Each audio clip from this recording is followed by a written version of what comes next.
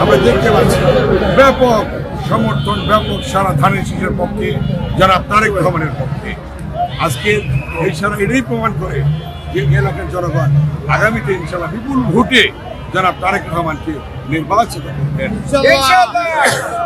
তিনি প্রতিশ্রুতি দিয়েছেন এই করাইল বস্তিকে তাদের পুনর্বাসনের ব্যবস্থা করে তাদের জন্য উন্নত জীবনযাত্রার মান উন্নয়নের জন্য তিনি কাজ করবেন এবং তাদের জন্য স্থায়ী বন্দোবস্ত করবেন, উন্নত মানের বিল্ডিং করে উন্নত মানের জীবনযাত্রা যাতে তারা পরিচালিত করতে পারে সেই লক্ষ্যে তিনি ইতিমধ্যেই ঘোষণা দিয়েছেন।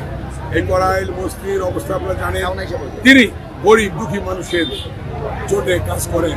আপনারা দেখেছেন এই বাংলাদেশকে একটি স্বনির্ভর বাংলাদেশ করার জন্য, গরিবের পাশে দাঁড়ানোর জন্য তিনি যে স্লোগানটি দিয়েছিলেন, একটি উদ্যোগ একটি চেষ্টা এনে দেবে স্বচ্ছতা স্বনির্ভরতা, তারই ধারাবাহিকতায় একটি গরু, একটি ছাগল, একটি হাঁস, একটি মুরগি, কীটনাশক, বীজ, তরি তরকারি সমস্ত কিছু তিনি সারা বাংলাদেশে বিতরণ করেছেন। আজকেও সেই কর্মসূচি তিনি গ্রহণ করেছেন। সেই কর্মসূচির অংশ হিসাবে আজকে ঢাকা 17 আসনে আজকে তিনি ঘুরে বেড়াচ্ছেন জনগণের দ্বারে দ্বারে।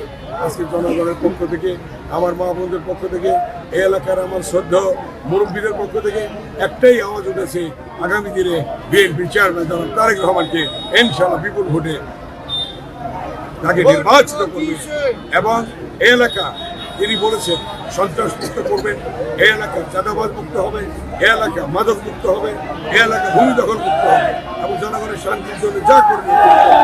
মনে রাখবেন আজকে যে নির্বাচন, আজকে হাজার হাজার ছাত্রের বিনিময়ে আজকে অন্তর্বর্তীকালীন সরকার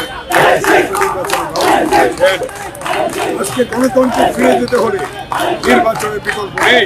সেই নির্বাচন আজকে হচ্ছে এবং এই নির্বাচনের মধ্য দিয়ে আগামী দিনে জনগণের যে প্রত্যাশা এবং বিএনপি চেয়ারম্যান জনাব তারেক রহমানের গণতন্ত্র আগামুক্ত হবে এবং গণতন্ত্রের পথে।